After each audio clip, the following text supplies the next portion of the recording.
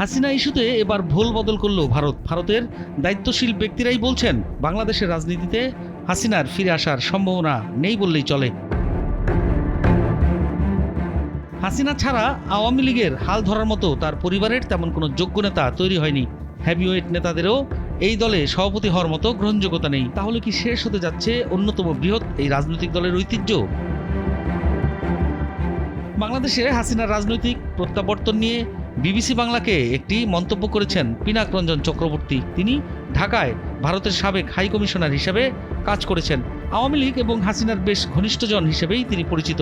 পিনাক রঞ্জন চক্রবর্তী বলেন, বাংলাদেশের রাজনীতিতে হাসিনার ফিরে আসাটা শুধু কঠিন নয়, খুবই কঠিন। এখনও আওয়ামী লীগের বিরুদ্ধে বাংলাদেশের ক্ষোভ বিক্ষোভ চলছে, তাদের দলীয় সংগঠন ছত্রভঙ্গ। শেখ হাসিনার বয়স আজকের থেকে 10 বছর কম হলে হয়তো মনে করা যেত তিনি দেশে ফিরে দলের হাল ধরবেন, কিন্তু এই মুহূর্তে সেটা প্রায় অসম্ভব বলে মনে হচ্ছে।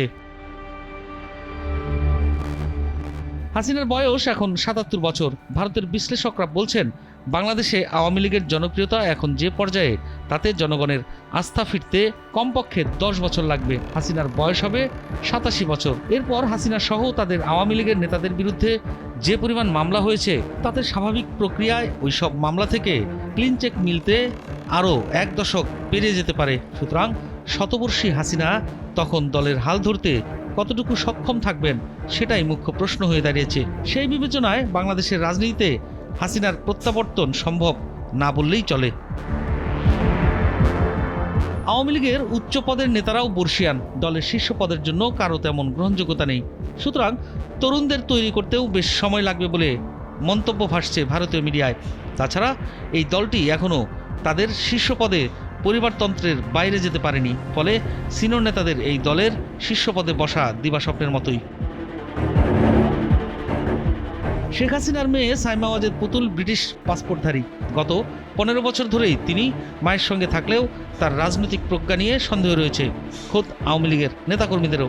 ছেলে সজীব ওয়াজেদ জয়ও এমন ঐতিহ্যবাহী একটি রাজনৈতিক দলের প্রধান হওয়ার মতো কোনো কারিশমা দেখাতে পারেনি। সুতরাং সেখানেও আস্থার সংকট রয়েছে। 69 বছর বয়সী শেখ রেহানারও রাজনৈতিক ব্যাকগ্রাউন্ড শক্ত না।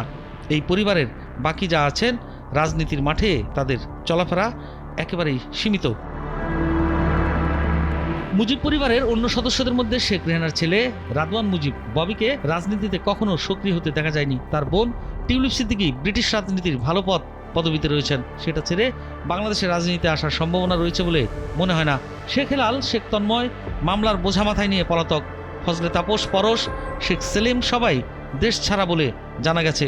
সব মিলিয়ে রাজনীতিতে শেখ পরিবারের ফেরাই যেখানে কঠিন কর্ম, সেখানে হাসিনার ফেরার বিষয়টিকে যুক্তিসঙ্গত মনে করছে না অধিকাংশ ভারতীয় বিশ্লেষকরা।